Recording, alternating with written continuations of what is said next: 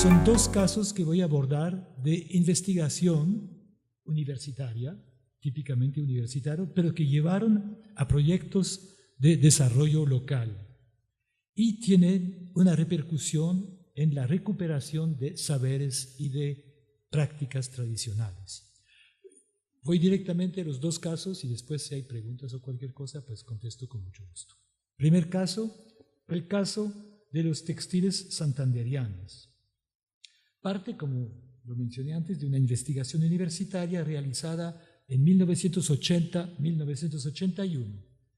Estaba encargado en esta época de una investigación sobre la hacienda panelera en Santander, zona en la cual todavía quedaban unas haciendas, predominaban realmente todavía en esta época, haciendas de corte muy señorial, con un hacendado muchas veces ausentista y con los trabajadores bajo forma de aparcería bastante ruda para los trabajadores.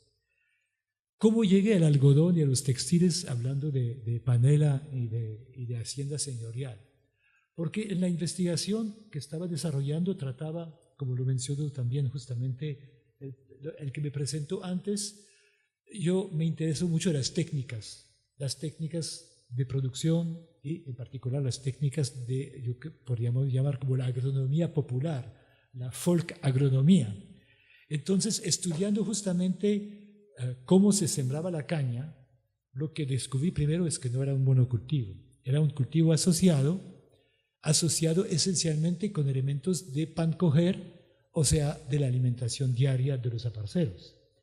Pero hablando de eso, la gente me fue introduciendo al hecho de que pero antiguamente también sembrábamos algodón y eso se fue repitiendo y repitiendo. Y yo dije, pues es tan interesante eso que toca es incluir, hablando de lo que mencionaba ayer Coppelia en sus presentaciones, en la etnografía de eso, yo dije, pues ahí toca modificar este guión de entrevista para introducir el algodón en las preguntas. Lo que yo hice. Y poco a poco fui acumulando una gran cantidad de información de la memoria popular sobre el algodón. Como también me gusta mucho trabajar todo en perspectiva histórica, que es otro elemento que podría ser en sí mismo el tema de una charla, interesándome justamente en esta cuestión de las perspectivas históricas, yo siempre trato de mirar archivos nacionales, que fue el caso también en este caso, locales, y descubrí también más información sobre este tema. Por ejemplo, vemos en esta diapositiva una cosa muy interesante que descubrí, bastante carcomido, porque no hay ninguna preocupación por conservar archivos en los municipios. Y realmente se salvó de milagro, porque era un calabozo de la antigua cárcel que tenía goteras y que por lo tanto habían estimado que los presos tampoco merecían que les lloviera de noche. Entonces eso era el archivo municipal, o sea, una mezcla de insectos, ratones y de goteras. Eso era el archivo municipal. Pero sin embargo se rescataron unos documentos como este, por ejemplo, que permitió entender mucho más cosas sobre la presencia tan importante hasta muy tarde en el siglo XIX y hasta XX de una presencia artesanal, o sea, muchísima gente eran o tejedoras o hilanderas en estos cuadernillos que sirvieron para hacer el censo de se me olvidó el año, pero 1886 por ahí. También descubrí otro documento de la Contraloría de la República de 1938, que era un censo, los cuadernillos también, fue una suerte extrema encontrar estos documentos, pero si uno no busca, no encuentra, si uno busca, pues a veces encuentra y a veces no. Pero en este caso, los cuadernillos que sirvieron para censar a la gente que cultivaba algodón. Entonces, de todo eso se aprendió muchas cosas, también de contratos de arrendamiento, también de juicios entre gente que incumplió o cumplió mal con contratos, etcétera, etcétera. Mucha información que la suma de eso permitió realmente pues hacer una publicación sobre el tema. Entre paréntesis, si hay gente que se interesa en este asunto, yo traje unos 3 ejemplares del libro, de la última versión, muy reciente, del libro que se publicó alrededor de esta temática. Pero lo más interesante fue que la gente me fue diciendo, pero si le interesa tanto el algodón, usted que trabaja en la panela, pero le interesa tanto el algodón, ¿por qué no va a Ocamonte, municipio vecino de Charalá? Hay unas viejitas que todavía están tejiendo, desmotando, hilando. Vamos. Entonces yo fui y hay que reconocer en ese sentido, otro paréntesis, que en esta época había una flexibilidad en la investigación, por lo menos en la Javeriana, donde yo trabajaba, que hoy día no existe. Hoy día, si no hay financiación externa, si no hay plazos demasiado cortos para investigar, no se investiga. O sea que total, cada vez menos se investiga.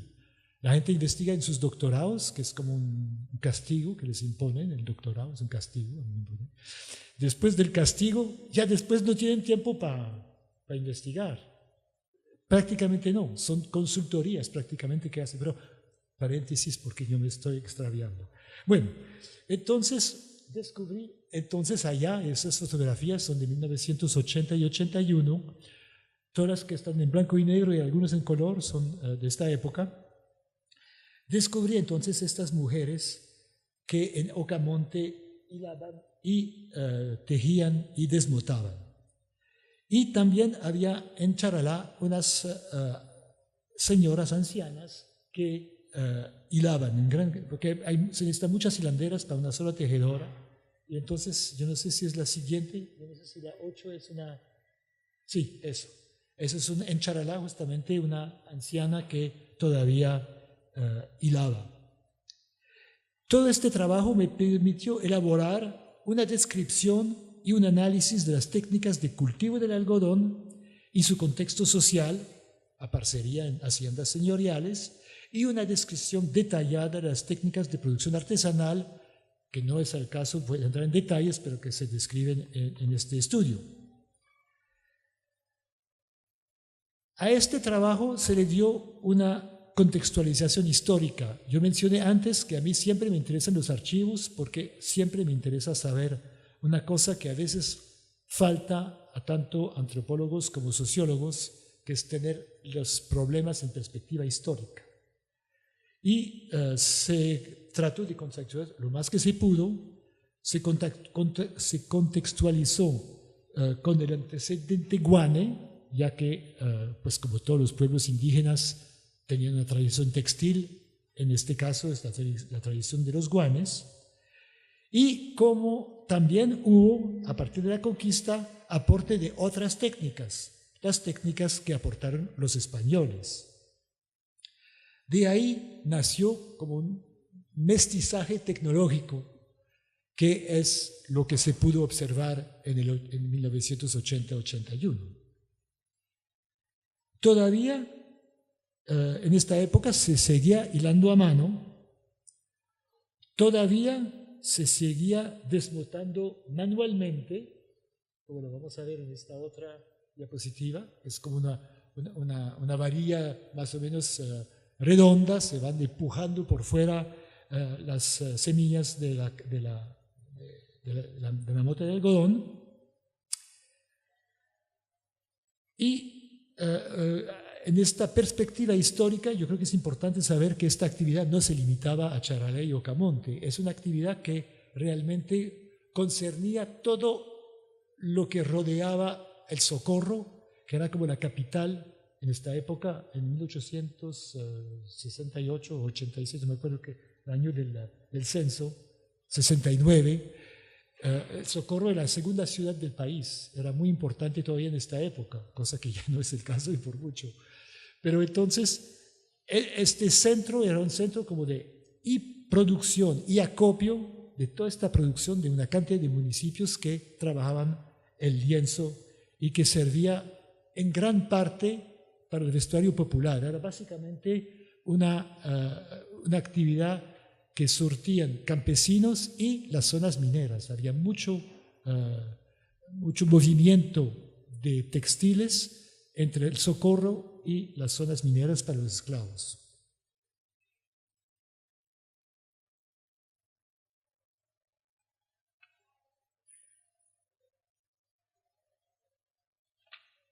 Bueno,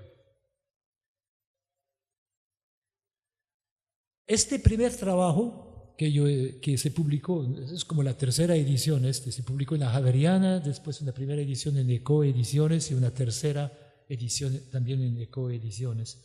Entonces, este primer trabajo y otros escritos que había hecho sobre las técnicas de producción de la caña como cultivo asociado, llamó la atención de un cooperante belga que estaba viviendo en el país y entre 1982 y 83 desarrolló en el Hogar Juvenil Campesino de Charalá un proyecto que se llamaba Educación Rural Apropiada.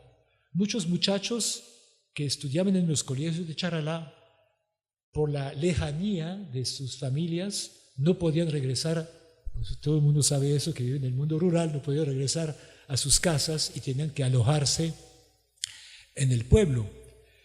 Y de pronto los que menos recursos económicos tenían se alojaban en el Hogar Juvenil Campesino. Y en este Hogar Juvenil Campesino, con todos estos hijos de campesinos, este cooperante belga empezó a desarrollar justamente una reflexión de reapropiación o de conservación de técnicas tradicionales que él fue también recopilando. Él siguió haciendo su propio trabajo de recopilación de tradiciones. Por ejemplo, él trabajó mucho sobre mueblería a partir de la madera del café. En fin, en todo este trabajo surgió mucho interés de los jóvenes y de este señor en recuperar la tradición textil. Y una mujer de Ocamonte, Encarnación Cala, vale la pena mencionarla con su nombre, Encarnación Cala, aceptó ser profesora, era la última tejedora, yo no conocí ninguna otra, las otras gente que trabajaba en Ocamonte sabían desmotar, sabían hilar, pero la única tejedora era ella. Esta última tejedora empezó a enseñar a los jóvenes su arte, que fue una cosa bastante interesante en ese sentido. Aquí tenemos sí, un par de diapositivas que muestran Encarnación Cala en medio de dos tejedoras actuales, contemporáneas, y aquí en el público hay Marta Ardila, que también es una tejedora de Charalá, nacida en Charalá, que es como la más joven de nuestro relevo generacional en este asunto. Ella tiene un puesto, también el puesto creo que es 22, donde muestra productos textiles y también hoy estoy luciendo una prenda que se hizo especialmente para mí cuando inauguramos en Charalá un museo que cuenta la historia de los textiles santanderianos. Esto implicó jóvenes del casco urbano y también, muy particularmente, jóvenes de una parcelación del Incora, la parcelación del Salitre en Charalá. Entonces, este núcleo inicial, creado por este cooperante, se enriqueció con la labor de una antropóloga del CENTRAP, Centro de Estudios y Apoyo Popular, y logró atraer más gente a su proyecto, de tal forma que se creó finalmente en el Salitre una sede permanente de la organización, en una casa pues muy precaria, pero ahí se unían los telares. En 1990, este grupo que había crecido se pone un nombre, se llama Grupo de Recuperación del Lienzo. Y en 1993 decide crear una segunda sede urbana arrendando un local en el pueblo y tomar un nuevo nombre, Corporación de Recuperación Comunera del Lienzo de la Tierra. Aquí tenemos justamente el símbolo que se ha conservado hasta hoy de esta organización. Es importante la idea de comunera porque fue muy fuerte en la recuperación de tierras del salitre, que inicialmente fue lo que se mal llamaba una invasión, pero era la recuperación de tierra por parte de los que la trabajaban. Entonces, esta idea de recuperar un poco este espíritu, yo diría revolucionario, de los comuneros, está muy patente en el nombre de la organización. Se trata de recuperar una tradición que reivindica el pasado en sus aspectos más nobles de la lucha por la independencia de Colombia. Y otros aspectos, la comunidad, bueno, no se puede demorar horas y horas sobre el tema. Entonces, la sede urbana permitió una gran expansión de las ventas y una mayor visibilidad de la corporación, que antes estaba de todas formas aislada ahí en el monte, en la vereda del Salitre. Empezaron las artesanas a participar a Expo Artesanías en Bogotá y a otras fiestas nacionales, y es más, llegaron, salgo un poco de la cronología, pero en 1912 fueron hasta una feria en Nueva York, la New York International Gift Fair. O sea que realmente pues la visibilidad salió de la vereda del Salitre para llegar a ferias internacionales. Obtuvieron varios premios de maestría artesanal, en particular de la OEI y de otras organizaciones, y de recuperación patrimonial. En particular hubo una cosa que hizo Club Colombia, que se llama recuperación, no me acuerdo cómo se llamaba esta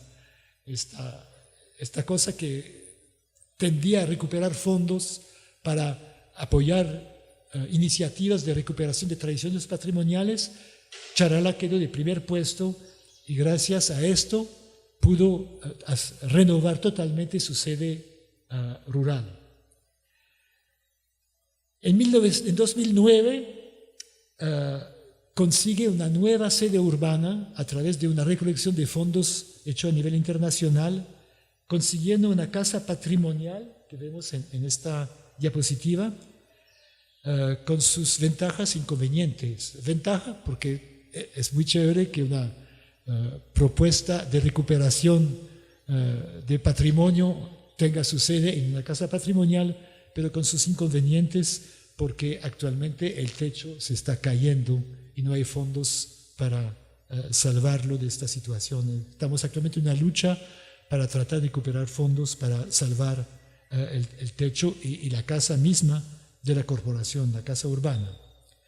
En el 2010 se crea un museo del algodón y del lienzo de la tierra, lo cual mejoró otra vez mucho más la visibilidad de Corpolienzo, recuperando objetos que son típicos de la producción tradicional y contando la historia desde la época Guane hasta su recuperación actual. Lo que fortalece mucho las ventas locales en el sentido del departamento de Santander, es que sus productos para muchos santanderianos son como un elemento, digamos, de su orgullo regional. Es como reivindicar, al utilizar bufandas, chales, ponchos, etcétera, etcétera, provenientes de la corporación, reivindicar su identidad de colombianos, pero de santanderianos en particular.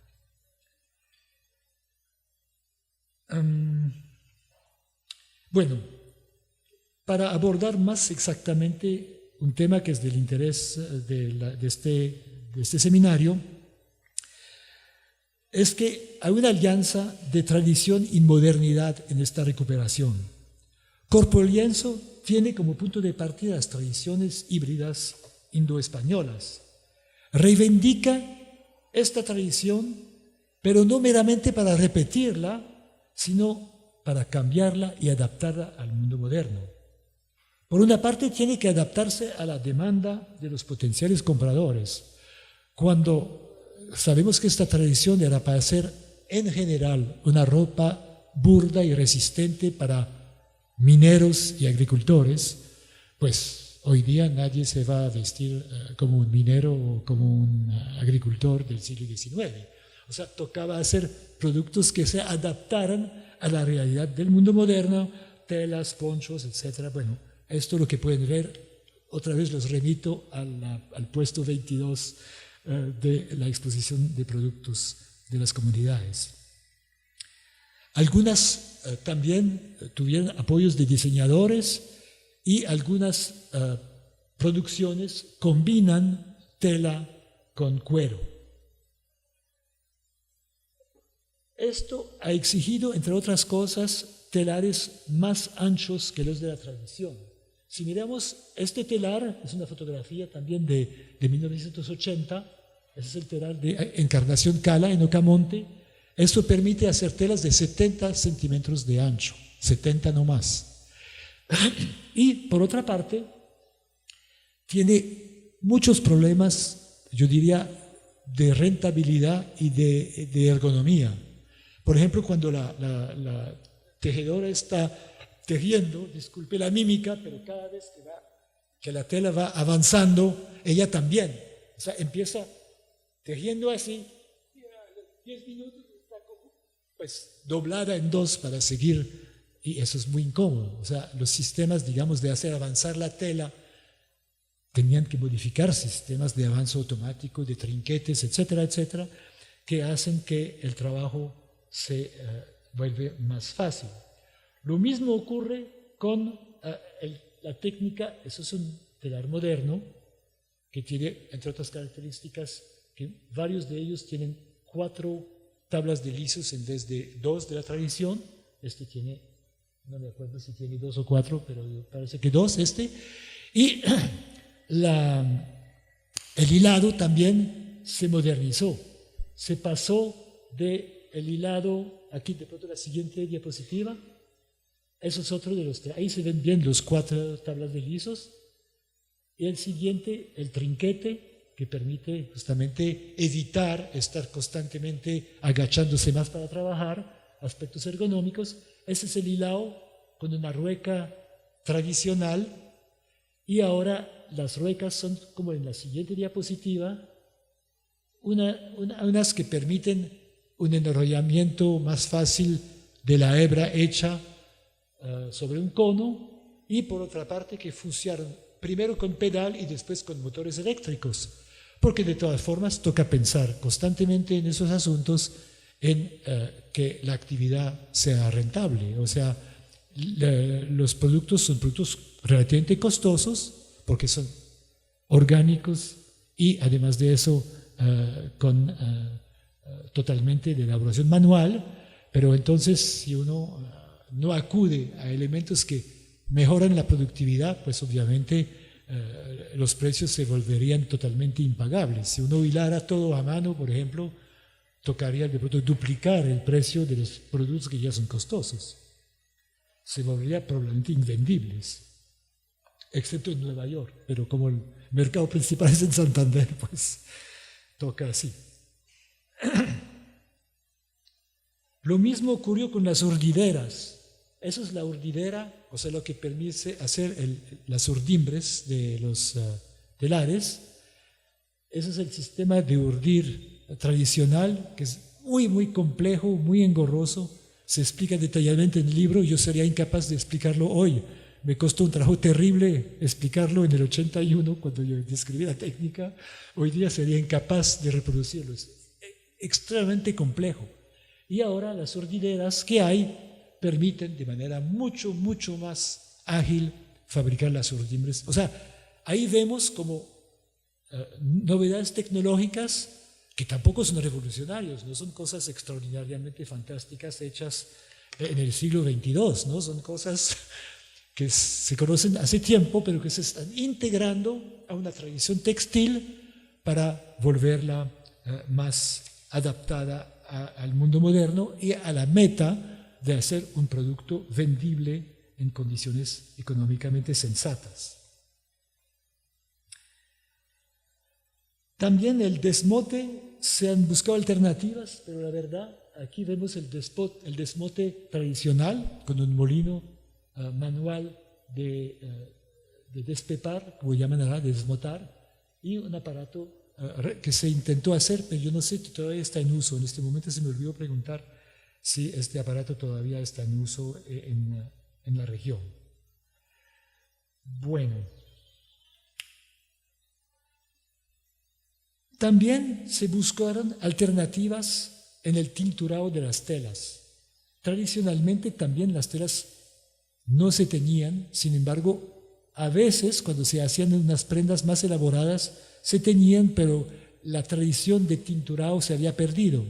Y aquí también se recurrió a una química especialista, curiosamente, pues de arqueología de los tejidos, para que acompañara las hilanderas de Charalá, para que aprendieran a teñir con plantas.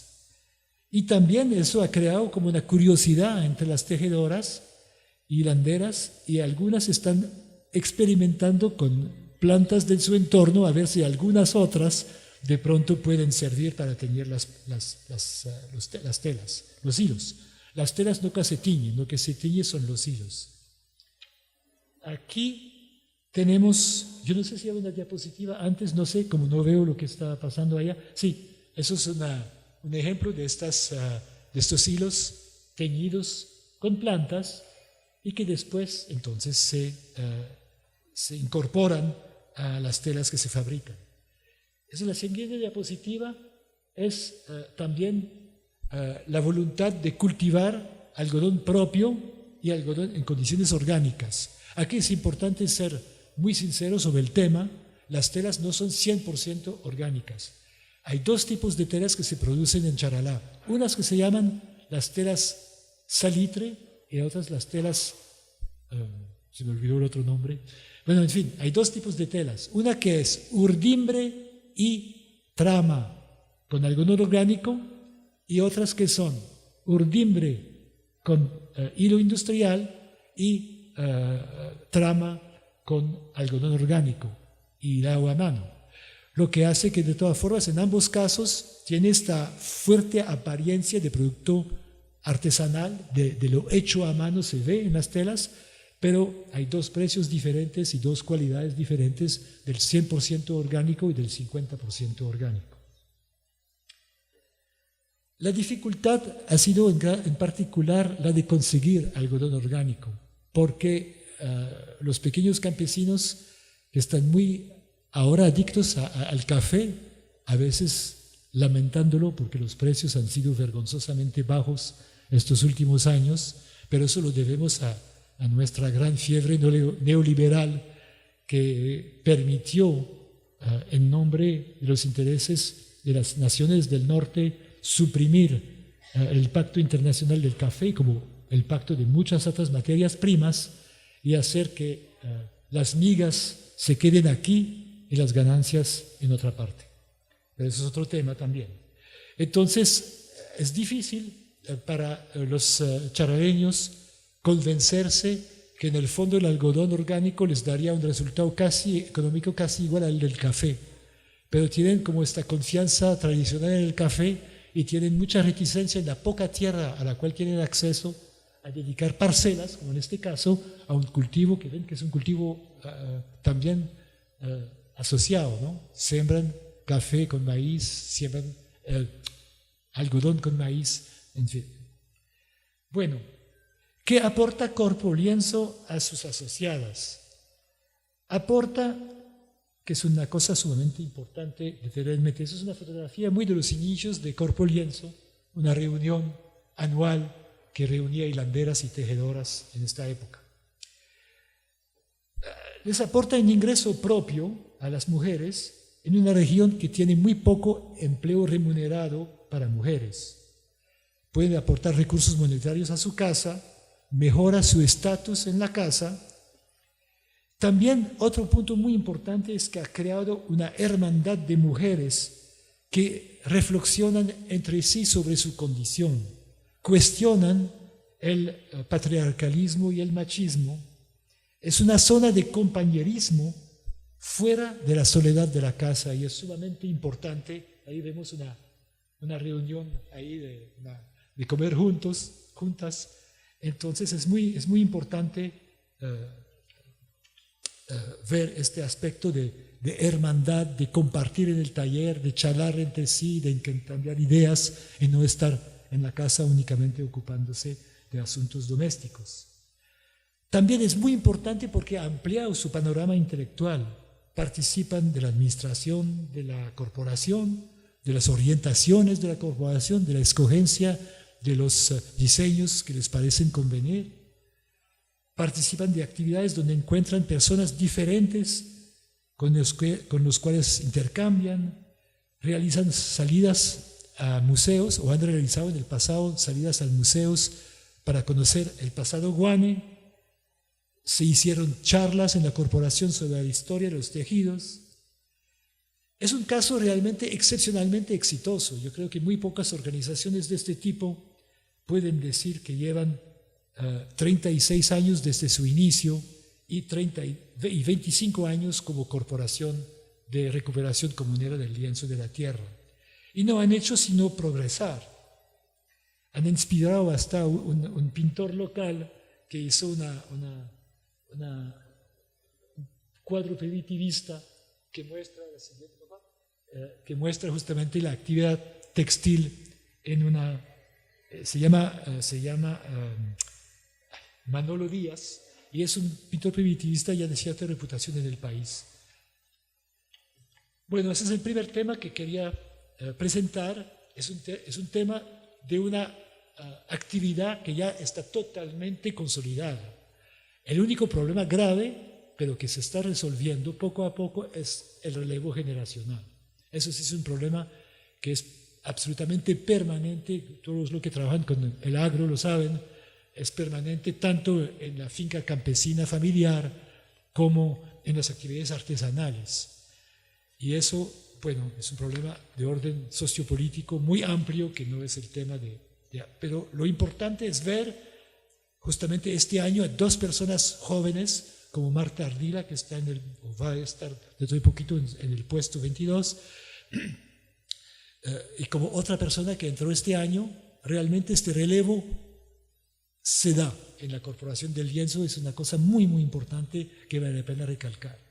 El segundo proyecto es muy diferente porque es un proyecto reciente. Empecé a trabajarlo en el 2013, cuando todavía estaba vinculado con la Javeriana. Ya trabajo básicamente con una organización campesina que se llama Agrosolidaria, que está presente tanto en Charalá como en el caso que hoy voy a relatar.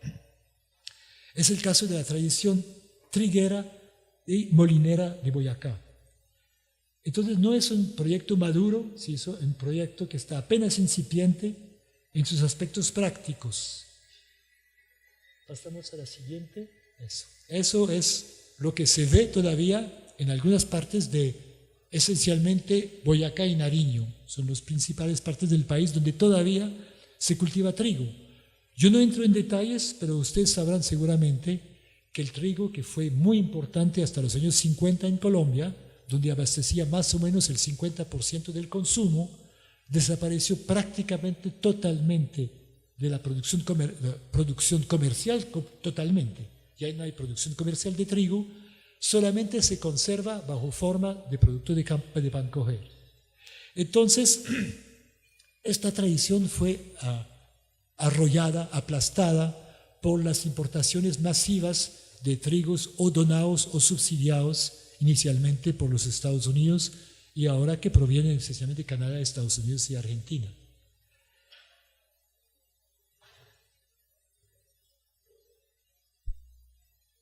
En muchos de mis trabajos de campo, yo había observado en Boyacá la presencia de molinos hidráulicos en el siglo pasado, y en el 2013 tuve la curiosidad con un compañero de trabajo de preguntarnos si todavía existían molinos hidráulicos, como unos casi 20 años después.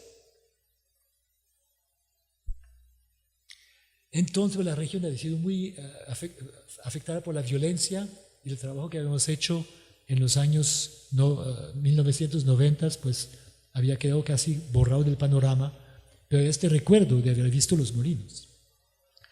Entonces se hizo un primer recorrido de Boyacá en el 2013 que permitió ubicar 7 molinos hidráulicos en la región, 6 en Socha, 6 en Socotá y 1 en San Mateo en el norte. Y entonces, después de este recorrido, hicimos una propuesta al Ministerio de Cultura de estudiar esto visto como un patrimonio de técnicas en vías de total desaparición. Entonces, hicimos esta investigación en el 2014 y germinó en mí el convencimiento de que solamente podrían sobrevivir los molinos si se volvían una actividad motivadora y rentable. La investigación realizada en el 2014 proporcionó, entre otros, una descripción de las prácticas de cultivo de la agricultura campesina triguera, algunas todavía en uso, como la fabricación. Ese es un molino.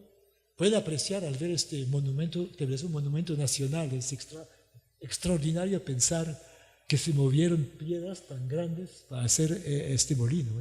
Para mí me parece una obra de arte este molino.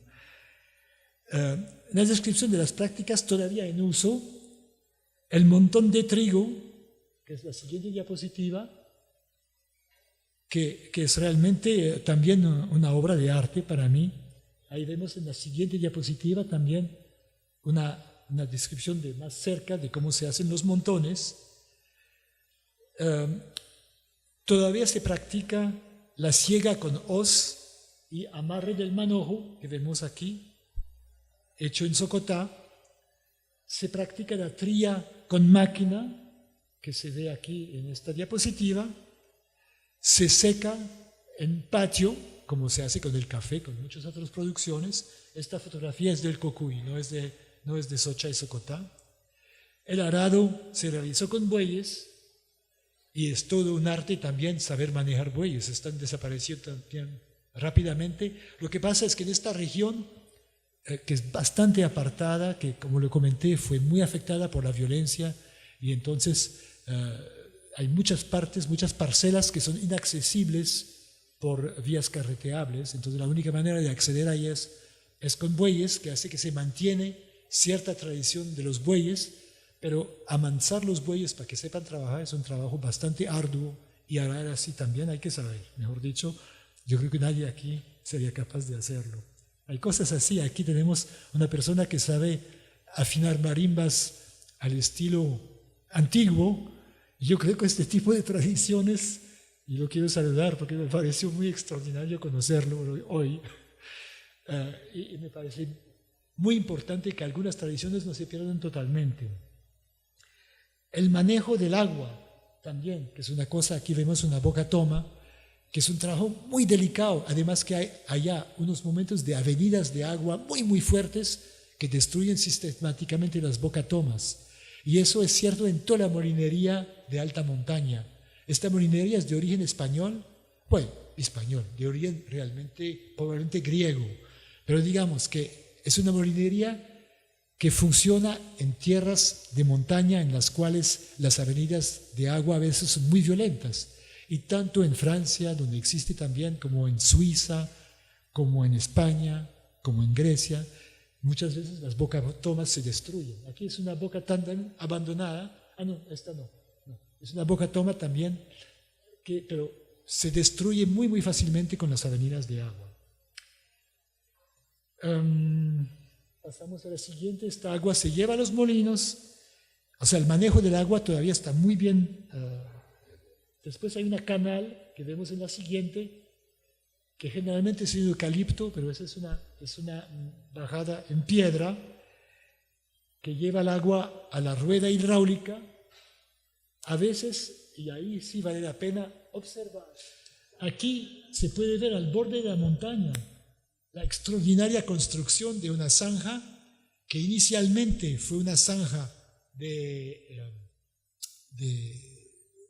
molino y que pasó a acompañar todo un sistema de riego de las parcelas de una vereda de Socotá. Entonces, mucho manejo de elementos tradicionales,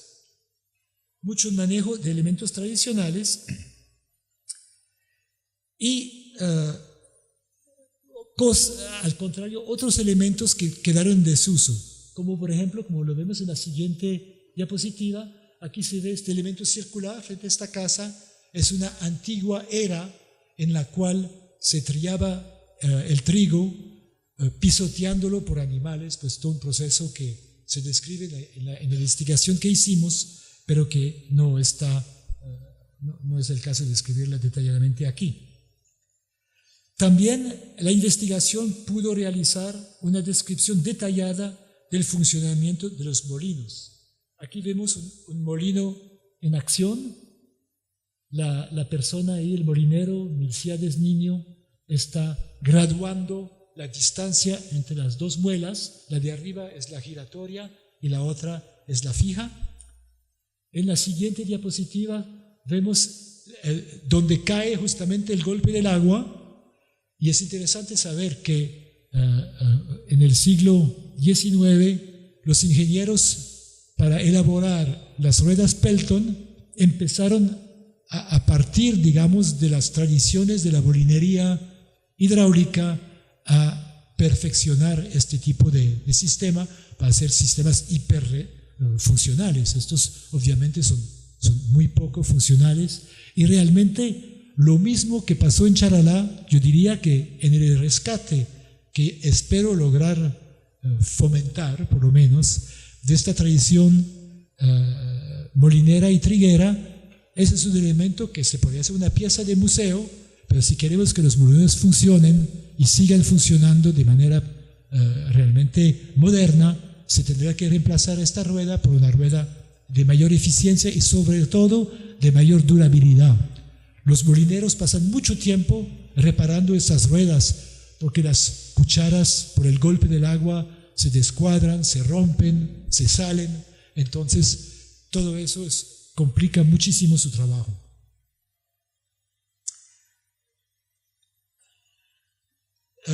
Contextualizando un poco, como empezamos tarde, pues lamentablemente una hora, me toca terminar tarde porque empecé muy tarde, empecé 3/4 de hora tarde. Entonces, trigo y molinos son introducciones de origen español, lo mencionaba. Su principal consumo actual es la producción de pan, de mogollas, de otros productos típicos de la gastronomía popular local.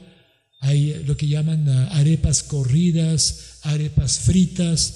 Curiosamente, las arepas que en todo el país son de maíz, en esta región son de trigo. O sea, hay una tradición realmente culinaria muy importante alrededor del trigo.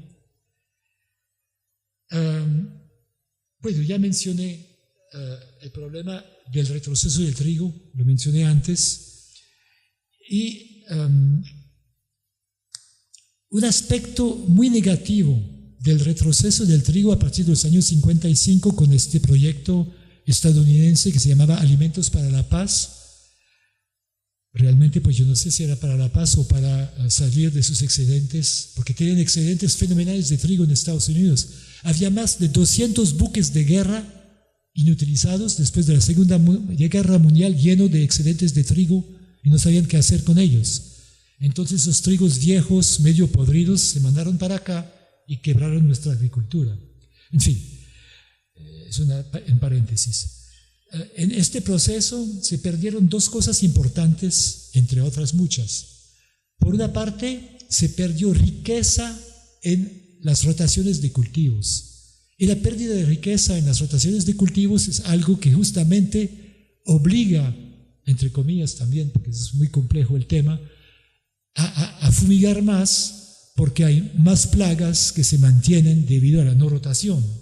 Se perdieron también muchas variedades y también se perdieron casi la totalidad de los molinos que existían en el país. Existía, según mi estimación, más de 1000 molinos en el país, solamente quedan unos 10 en todo el país, 8 en Boyacá, 1 en Silga, en el Cauca, y de pronto en el Cauca alguien sabrá decirme, porque yo creo, no trabajo en el Cauca, que hay 1 o 2 más en el Cauca, además del Silvia.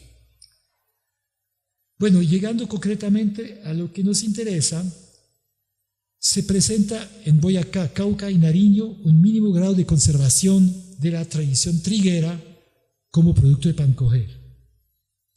En el caso de los municipios de Socha y Secotá se presenta una especial resistencia, e insisto sobre el tema resistencia, a la desaparición de esta tradición. Hay un apego, como yo mencioné, del trigo y a unas preparaciones culinarias propias de la región. De los molinos sobrevivientes, 7 se encuentran en Socha y Socotá. ¿Qué se ha hecho hasta ahora para tratar de salvar esta tradición? En el 2014, esta investigación que proporcionó conocimientos y datos esenciales para seguir adelante. Después se creó un plan de elaboración de un plan general de revitalización del cultivo del trigo y de la molinería.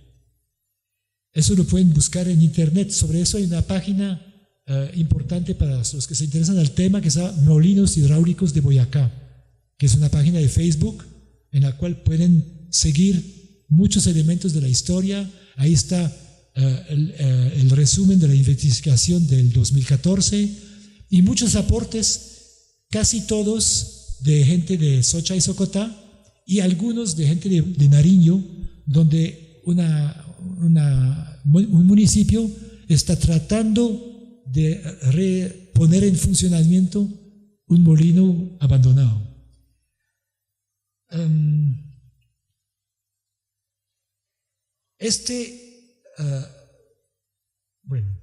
Para tratar de ir un poco rápido, la idea, se han ubicado en estas investigaciones aspectos que podrían mejorar y facilitar el trabajo de los campesinos y molineros, en las técnicas de cultivo, en el manejo del agua, que aun si es muy bien hecho, adolece de muchos defectos realmente, en la mecanización de los mecanismos de los molinos. Por falta de financiación, todo está en espera, pero tuvimos que actuar sin recursos. Las acciones actuales se limitan, eso es un molinero, ya después no hay, las avanza como quiera.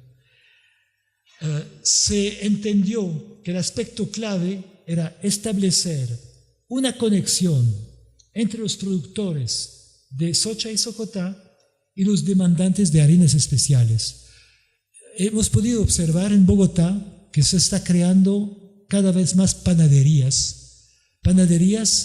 artesanales que están produciendo panes especiales que tienen mucho mejor calidad, tanto organoléptica como de conservación, que las harinas importadas, muy blancas, que además de eso quiero agregar que el blanqueamiento de las harinas es un proceso químico que les impone a las harinas.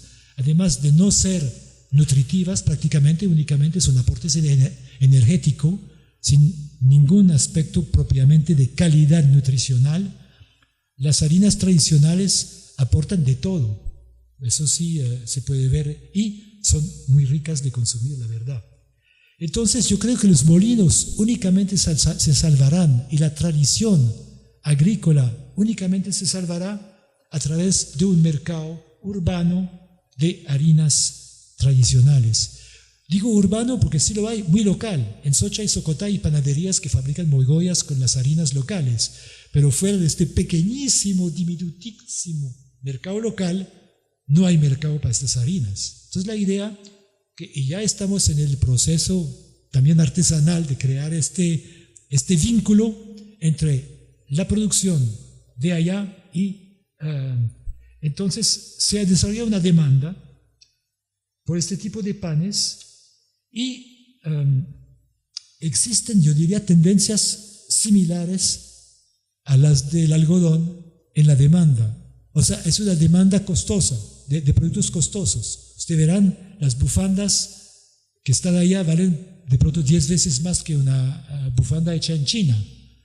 Pero al comprar esto, uno compra un producto, yo diría, de lujo. Lamentablemente, pues tenemos aquí desigualdades de ingreso que hacen que el 90% de la población tiene que comprar, lamentablemente, bufandas ni siquiera hechas en Colombia, sino hechas afuera, pero se trata de ofrecer algo que realmente es un elemento de la identidad nacional, comprando una bufanda hecha en Yaralá. Y en este caso del pan, es también una demanda que vimos. Por ejemplo, hay una panadería que se llama Mistral en Bogotá, que está demandante de este tipo de harinas, que ya ha hecho panes con este tipo de harinas, y dice que hay un público que está dispuesto a pagar notoriamente más para un pan de muy buenas características organolépticas y además de eso con real valor nutritivo. Se iniciaron entonces compras en ese sentido, y también se está realizando de la mano con un agrónomo de FENALCE, la Federación de Cerealeros, pero que abandonó completamente el trigo porque ya no hay en el país, pero tiene en Duitama un agrónomo que se encariñó con el trigo y que está experimentando una depuración y una revitalización de variedades que encontramos en nuestra investigación. También se está pensando mucho en el aspecto de turismo local y de alojamiento en casas campesinas en Socha y Socotá. Aquí, en esta última diapositiva, es la última, ¿cierto?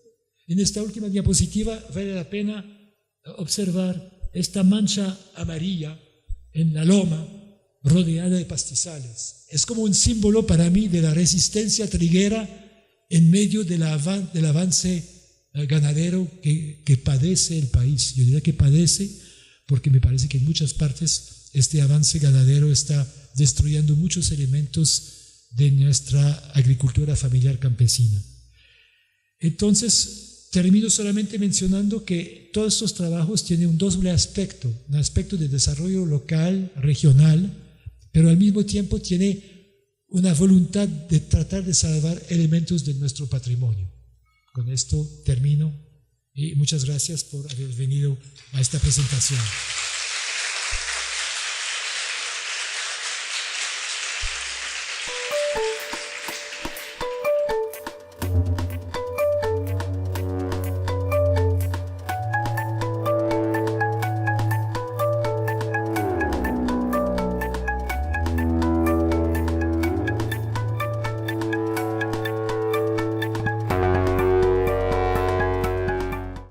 Universidad Nacional de Colombia, proyecto cultural y colectivo de Nación.